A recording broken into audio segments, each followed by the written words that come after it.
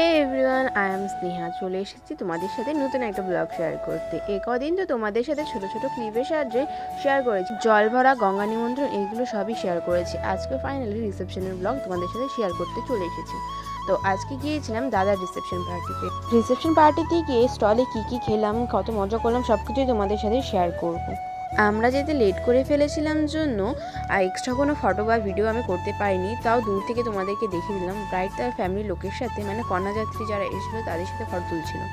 আমরা এদিকে এক জায়গায় বসে ভাইকে দিয়ে খাবার আনাছিলাম স্টল থেকে, পকোড়া, কফি, অনেক কিছুই হয়েছিল। তো আমরা গিয়েছিলাম এখন ফুচকা খেতে, আর ফুচকাটা অনেকটাই টেস্টি ছিল। তো ফুচকা খেয়ে আমরা চলে গিয়েছিলাম মেন কোর্সের দিকে।